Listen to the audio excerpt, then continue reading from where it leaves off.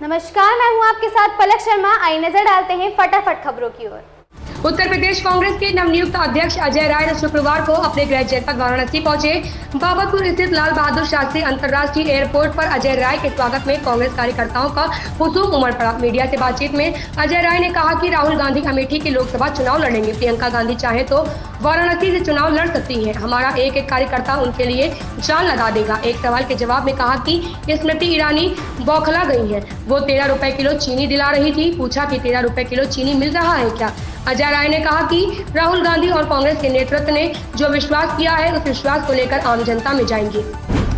कर्नाटक में सिद्धारमैया के नेतृत्व वाली सरकार ने अपने चुनावी वादों पर अमल करना शुरू कर दिया है। सिद्धारमैया सरकार ने राज्य में पिछली भाजपा नीति सरकार के दौरान सार्वजनिक परियोजनाओं के लिए 40% कमीशन की मांग के आरोपों की न्यायिक जांच के आदेश दिए हैं। सत्ता में आने के 3 महीने बाद कांग्रेस ने विधानसभा चुनावों से पहले किए गए अपने प्रमुख वादों में से एक को पूरा करते हुए गुरुवार को सेवानिवृत्त हाईकोर्ट के जज न्यायमूर्ति नगा मोहन दास के नेतृत्व में जांच समिति गठित करने का आदेश पारित किया।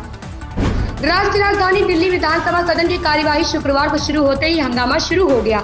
दिल्ली विधानसभा में नरेश बाल्यान ने मामले को लेकर भाजपा विधायकों ने हंगामा शुरू कर दिया। उन्होंने कहा कि वह एक बदमाश के साथ वसूली कर रहे हैं। इस मामले में विधानसभा ने संज्ञान लेना चाहिए। इस मामले में आप विधायक विनय मिश्रा ने बताया कि इस मामले में नरेश बाल्यान ने एक FIR दर्ज कराई है। वहीं कोर्ट ने संबंधित चैनल को यह खबर चलाने पर रोक लगाई है। कोर्ट ने कहा कि यह खबर फर्जी है। भाजपा विधायकों ने सदन का बहिष्कार किया।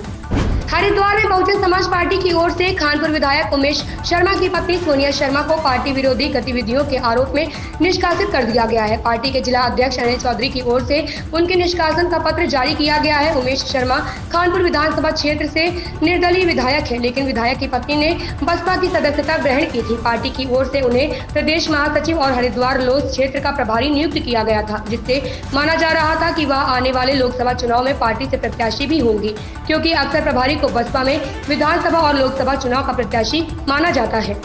बिहार में हो रही जाति गणना पर शुक्रवार को सुप्रीम कोर्ट में सुनवाई हुई। कोर्ट में बिहार सरकार ने दलील देते हुए कहा कि राज्य में सर्वे का काम पूरा हो चुका है। इतना ही नहीं, सारे डाटा भी ऑनलाइन अपलोड कर दिए गए हैं। इसके बाद याचिकाकर्ता की ओर से डाटा रिलीज करवाने की मांग की गई। इसे सुप्रीम कोर्ट ने खारिज कर दिया। इसके बाद कोर्ट ने सोमवार तक सुनवाई टाल दी। अब कोर्ट इस मामले को सोमवार को फिर सुनवाई करेगी। इससे पहले 7 अगस्त को इस मामले में सुप्रीम कोर्ट में सुनवाई हुई थी। कोर्ट ने प्रथम दृष्टया पटना हाई कोर्ट के फैसला पर रोक लगाने से मना कर दिया था। उप मुख्यमंत्री केशव प्रसाद मौर्य ने मुरादाबाद पहुंचकर भाजपा पदाधिकारियों और कार्यकर्ताओं से मुलाकात की। इस दौरान उनका जोरदार स्वागत किया गया। सर्किट हाउस में पार्टी पदाधिकारियों व कार्यकर्ताओं के साथ संवाद के दौरान उन्होंने सरकार की योजनाओं को जन जन तक पहुंचाने का आह्वान किया। उन्होंने कहा कि प्रधानमंत्री मोदी के नेतृत्व में रामलला का भव्य मंदिर बन सकता है। जम्मू कश्मीर से 370 हट सकती है। 4 करोड़ गरीबों को पक्के आवास, 80 करोड़ से अधिक लोगों को निःशुल्क राशन मिल सकता। तो मुझे पूरा भरोसा है कि जो स्वप्न आपने देखा है वह उचित तरीके से उचित समय पर जरूर पूरा होगा। भाजपा चुनाव से पहले समिति का गठन कर चुकी है। प्रदेश में गुटबाजी को स्पष्ट संदेश मिल गया है, क्योंकि अब पूरा संगठन प्रधानमंत्री के साथ खड़ा नजर आ रहा है। ऐसे में प्रदेश में कोई भी और गुट किसी के भी समर्थन में खड़ा हुआ तो मुकाबला सीधे PM से होगा। वसुंधरा राजे को किसी समिति में जगह नहीं मिली है। राजे क्या सिर्फ स्टार प्रचारक रहेंगी? क्या राजे प्रचार करेंगी? ये अब एक बड़ा सवाल बना हुआ है। विधानसभा चुनाव की उल्टी गिनती शुरू हो चुकी है। चुनाव होने में 100 दिन के आसपास ही बचे हैं और प्रदेश के दोनों ही प्रमुख दल अपनी रणनीति को अंतिम रूप देने में लगे हैं। महाराष्ट्र सरकार ने शुक्रवार को कई बड़े फैसले लिए हैं, जिनमें कैसीनो से जुड़े 45 साल से अधिक पुराने अधिनियम को खत्म करने का निर्णय किया है। साथ ही सरकार उन 14 जिलों में गरीबी रेखा से ऊपर और नारंगी कार्ड धारकों को आनंद सीधा योजना के तहत राशन प्रदान करेगी, जहां किसान आत्महत्याएं हुई हैं।